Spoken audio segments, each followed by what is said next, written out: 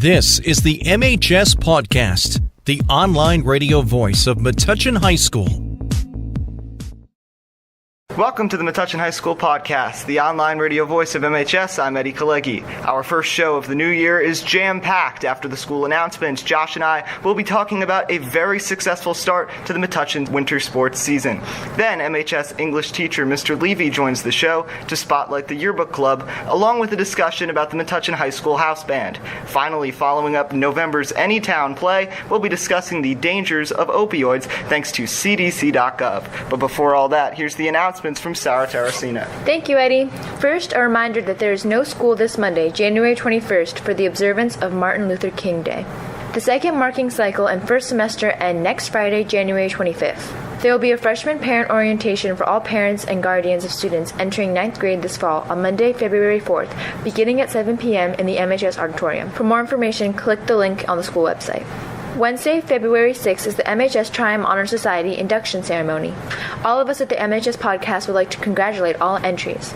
Finally, Metuchen High School will be inducting its third Hall of Fame class this fall. The exclusive group of individuals who have been recognized for their contribution to the established vision of the Metuchen School District. If you'd like to nominate someone for the class of 2020, click the MHS Hall of Fame link on the Metuchen High School website for the criteria and a nomination form. That's all for announcements. Back to you, Eddie. Thank you, Sarah.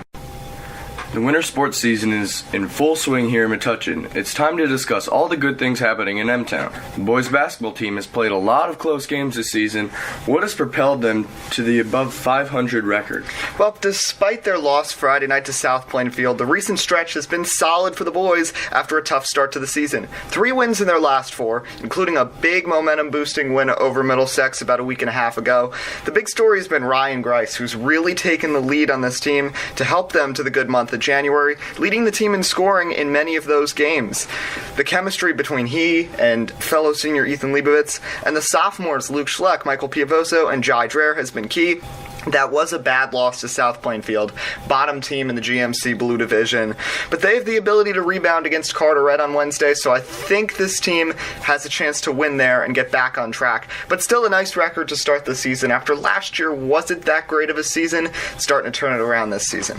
Yeah, hopefully they can turn around. Hopefully they can get that momentum back up and maybe end up on top of the division. Yeah. Do you think that's possible for them to do? Well, I don't think the top of the division, because I was just looking at the standings. Bishop R has really blown away at the top of the division, but then a lot of teams are hovering around the 4-2, 3-3 record in the division. You've got Carteret, South River. That's why I said Carteret's a big game, because it is possible for them to get as high as second place in the next couple of weeks if they can get things going. I don't think they can get to the top of the division, but second place is within reach.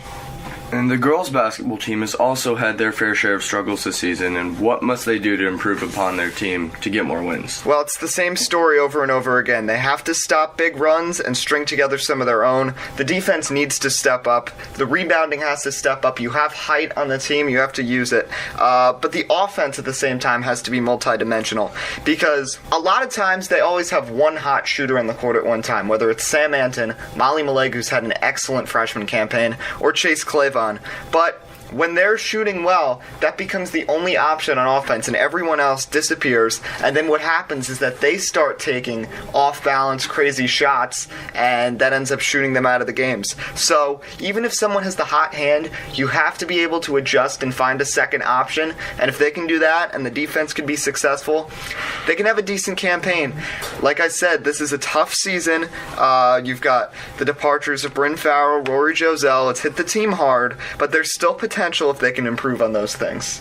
Yeah, I remember when we broadcasted the game a few weeks ago, they really only had 1 or 2 big scorers. Mm-hmm. And do you think some of the problems that we saw in the game a few weeks ago, do you think they're still present, or do you think they've ironed it out a bit? It's gotten better, but I still think there's a bit of an issue. Their most recent game they had a couple nights ago, they were defeated against Carteret, I believe it was, 70-60. They had 2 main shooters. It was 2 players. It was Sam Anton and Molly Maleg, who basically carried the load. But aside from that, they really haven't had that many other players that have been impactful. This also speaks to the fact that there's not a lot of depth on the team, but there are a lot of good freshmen and sophomores that should help this out over the next couple years. And the Metuchen wrestling program has really taken a turn for the better this season. Why is this the case, and what is on the horizon for them? Yeah, where did this come from? The Metuchen wrestling team getting all kinds of notoriety this year. They're currently 9-1 and favored in the GMC. Coach Kegel has been excellent, and it's hard to believe the turnaround this team has had, but when you've got a lot of talented people from all different grades, most notably, how about sophomore Jacob Baser, who got a pin in less than 60 seconds in their most recent match? That's going to breed success, and that just once again is a tribute to Coach Kegel. And as I said, the team's becoming very notorious. They got an article on NJ.com, and they have a lot of fans and people in the Metuchen community who show up to their home matches, which is very cool to see. As many people now come to the wrestling matches here at the high school as the basketball games. So, team's becoming more popular, and it's coming with that success, and that success is motivating them to win. Oh yeah, I'm really excited to see where this team goes in the next 2 years, and it's going to be really great to see Kegel develop as a coach, and the talent pool just get bigger and bigger, and just the team improve, and it's going to be very interesting to see them maybe in 2 or 3 years. Yeah. And last weekend was one of the first major meets of the winter track season in Staten Island. Who led the way? Yep, the Freedom Games at Ocean Breeze. It was a big meet for Metuchen. As we talked to Coach Halloran back in December, he said the season really revs up after winter break, and it has, and it was a successful meet. You start with the Frosch 4x8 team that placed second. Shout out to them. The varsity SMR was also second in the Freedom Games. Eddie Maleg was on that team, and you know, when we talked to Coach Halloran, he was preaching about Maleg. Did great in cross country and doing well in track as well. The Softs placed 2 teams in the 4x8, first and fifth overall, so good performance from people of all grades. The soft 4x4 team also picked up medals and were 5th overall, so good for them. Looking at the throwers, they had the Howell Shot Put Series last week, and Chris Wu was 6th place, so a good performance for him, not just the runners getting it done. And then the GMCs, the girls cross country team, you had senior Nina Suss, who we always talked about. She was very important on this team in their run back in the fall with cross country. She was 4th place in a talented field with an indoor PR of 5 minutes 14 seconds in the 1600, so good job by her. The team's just performing very well and getting off to a good start, and a big meet like the Freedom Games definitely going to help propel them the rest of the season. Yeah, definitely. With Halloran at the reins, you can be confident that there's going to be some big stuff from this winter track team. And one more thing to mention, I don't know if it's something in the water, but I've just been noticing, when we talk about sports, we usually talk about the sophomore class here. Isn't that something interesting? Yes, there are a lot of talented sophomores in all the different sports. We've mentioned sophomores, I believe, in every single sport. So just imagine when they become juniors and seniors, we could have a very successful winter season in all sports. Yeah, that's going to be really great to see in a few years when they're all seniors. What else is happening in Metuchen sports that we haven't yet mentioned? Well, I wanted to shout out the Metuchen Edison hockey team, who got their first win under Coach Giddis this past Friday, besting Lacey High School 8-0. And then let's talk about the swim teams as well. It's both right atop the GMC. The boys sitting 9-1, and the girls at a very impressive 10-0. As we said when we did the winter sports preview, this girls swimming team, they made it all the way to the state championship last year, got defeated by Governor Livingston, who's won back-to-back. They'd love to knock them off, and so far at 10-0, looks like they're going to have a good chance at that. So when we come back, an interview with Mr. Levy and more, I'm Eddie Kalegi. And I'm Josh Hyman. And this is the Metuchen High School Podcast, the online radio voice of MHS. Having trouble seeing the board in class? Do you need safety glasses for your school sport? If you answered yes to either of these questions, head over to Optique Unique, the eyeglass store at 406 Main Street in Metuchen. Optique Unique does it all. Not only do they offer eyewear for all ages, they also sell sports-specific safety glasses for kids and adults. Call them at 732-321-2020. That's 732-321-2020, or visit OptiqueUnique.com. Do you want to build character, build confidence, or even build yourself? All that and more can be accomplished at the Black Belt Institute at 23 New Street, right here in Metuchen. Students of all ages have been able to learn respect, discipline, fitness, and self-defense from their experienced instructors for over 20 years. Whether you're an adult looking for stress reduction or know someone young who has interest in Taekwondo, the Black Belt Institute is the place to go. The Institute takes a fun approach at teaching the rules of self-defense, instilling in their students an I-can-do-it attitude. Interested in taking a class? Call them at 732-205-9797 or visit their website at blackbeltinst.com. Once again, that's 732-205-9797 or blackbeltinst.com. The Black Belt Institute, Metuchen's leader in martial arts and fitness. The MHS Pawdcast is proudly sponsored by Reflections on Main Salon at 176 Main Street in Metuchen. The salon offers hair design, nail, waxing, and makeup services for all ages. They are committed to providing the best customer service in the industry, offering a tranquil environment with environmentally friendly products and top brand names. Call them at 732-205-9881 or visit their website at reflectionsonmainNJ.com. Reflections on Main, Middlesex County's premier full-service beauty salon. The MHS Pawdcast is also sponsored by Allstate Insurance at 63 Pearl Street in Metuchen. Allstate, are you in good hands? Welcome back to the Metuchen High School Podcast, the online radio voice of MHS. I'm Eddie Kalegi. And I'm Josh Hyman. It's time for another Metuchen High School Podcast Club Spotlight, and today's focus will be the Yearbook Club. With that, it's a pleasure to be joined by Club Advisor and MHS English teacher, Mr. Levy. Welcome to the show. Thank you. So when did you first become director of the Yearbook Club, and why did you take the position? I've probably been doing it now for 10 years, I'd say. I was nominated to do it by the former principal, and it's just kind of stuck all these years. Now, what is the most enjoyable part of getting to run the yearbook club, and what is the most difficult? Definitely the hardest part is meeting deadlines. We have 4 deadlines a year. It's we owe them, I think, 40 pages a deadline, and we got to fill pages from just blankness to being complete. The best part of it, I think, is working closely with some of the best students in the school, just as editors and as people that work with me. And it's like a different relationship than I get in the classroom with my students. So make your pitch. Why should students join the Yearbook Club? Definitely there's a lot of different things they can do within the club.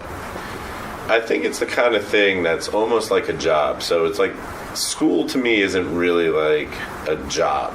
It's going to school, but the yearbook club is a little bit more like a workplace, and so you accomplish something great by the end of the year, and it sort of plays to everyone's strengths. So it's definitely preparation for what they'll see in the future. I think so, yeah. I mean, meeting deadlines and working closely with other people and just making a to-do list and completing it, yeah. Mm-hmm. And not only do you run that club, but you're also in charge of the Metuchen House Band. For those unfamiliar, can you talk about it a bit? We started the house band probably 7 or 8 years ago, and I just wanted a place for musicians that don't play classical music to have a chance to play more contemporary stuff and play instruments that aren't really allowed in the band at school, like guitar and electric bass and the type of keyboards that we use. So, yeah. So when did you first start playing music?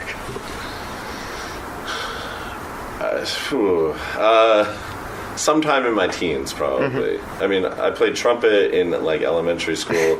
That didn't go that well. And then I picked up harmonica sometime in my teens, and I was playing that for a while, and then guitar and everything else that I do. So why do you think students who have an interest in music should pursue it in high school? I just think you can never start early enough. I think there are people out there that are playing concerts at 4, like 6, or like really early ages. So I think everyone's passionate about music, and I think they should follow that passion as soon as they possibly can. Mm-hmm. And when are some of the other house band performances this school year? We're ramping up right now for Valentine's Day. We'll be in the lunchroom playing Valentine's theme songs. I think we're looking to do a louder type of concert in the auditorium sometime in April.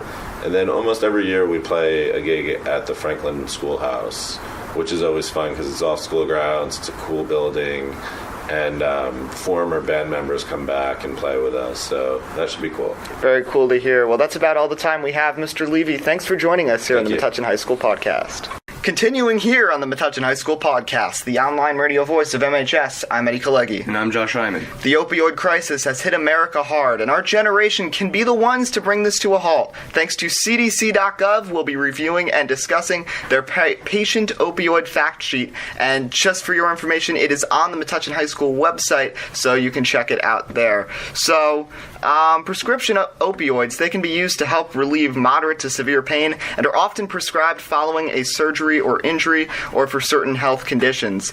They're important to treat pain, but also can be harmful to the body, especially if you abuse them. And we found out here with the Anytown play we saw back in November just how abusive you can be with them and how harmful it can be. Yeah, definitely.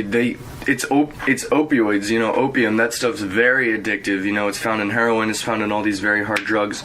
So if you mistreat it, it can be very dangerous. Mm-hmm. So prescription opioids, they carry serious risks of addiction and overdose, especially with prolonged use. There's a lot of different things that can come with it. Not only nausea, vomiting, sleepiness and dizziness, confusion, depression, and then, of course, addiction. So the risks of this, they're greater with a history of drug misuse, substance use disorder or overdose, mental health conditions, sleep apnea, older age, which I didn't realize that, actually. It's more addictive with people 65 years or older, and also during pregnancy.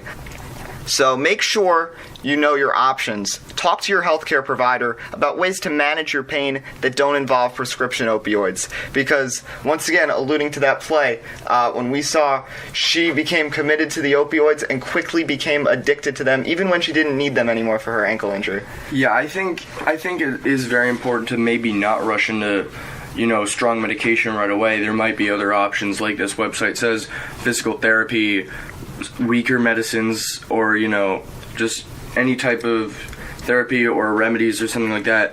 And maybe choosing to avoid opioids or stronger medication could help this crisis, because then fewer people are exposed to it and you run less of a risk of people getting addicted.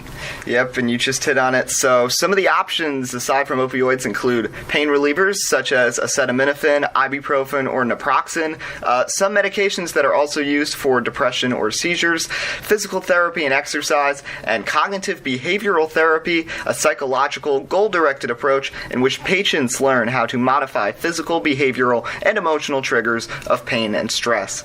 So if you are prescribed opioids for pain, because we do understand sometimes you do need them if you suffer an injury in athletics, just some tips. First off, never take opioids in greater amounts more often than prescribed. Even if you feel like you need it, don't do it because it could be risky. Yeah, definitely. If you that medicine is designed to be taken in specific amounts and specific times, and if you mess with that, it could have some negative effects on your body. You should also try to help prevent misuse and abuse. Never sell or share prescription opioids. Never use another person's prescription opioids. Once again, back to the play. That's how the whole thing diverged into even worse and worse things for the main character. Yeah. He shared his prescription with somebody else, which you should never do, even if it's not opioids. Prescriptions are designed for your body and they should work for you. Even though somebody might need the same medicine, you can never share prescriptions with someone because it could hurt their bodies. You don't know what they're allergic to, their medical history, how their body works. So just keep it with yourself. And this is a tip for any medicine, not just with opioids. Make sure to tell the doctor about any and all concerns and side effects that you have, just so they're aware, so they can help find a treatment plan that works for you. Make sure you store your prescription opioids in a secure place and out of reach of others. This may include visitors, children, friends, and family. You certainly wouldn't want them getting their hands on it. Safely dispose of unused prescription opioids. Find your community drug take-back program or your pharmacy mail-back program, or simply flush them down the toilet following guidance from the Food and Drug Administration. And you can also go to cdc.gov/drug overdose to learn about more of the risks of opioid abuse. abuse and overuse. And if you believe you may be struggling with addiction, tell your healthcare provider and ask for guidance, or call SAMHSA's National Helpline at 1-800-662-HELP. So definitely, you got to be careful with opioids. They're strong, and they could be very risky. Yeah, opioids have done a lot of good for a lot of people, but also you have to be careful with addiction and abuse and people getting into your medicine. So if you know how to do it safely, it's great, but, thank you to CDC for helping a lot of people with information on how to take it, what to do if you're addicted, how to dispose of it. So, this is on the school website, so if you want to go see it, you can go read it yourself. Mm-hmm. Well, that's about all the time we have on this week's edition of the Metuchen High School Podcast. Thank you to everybody, our guest, Mr. Levy, to Sarah Terracina as well. I'm Eddie Kalegi. And I'm Josh Hyman. And this is the Metuchen High School Podcast, the online radio voice of MHS.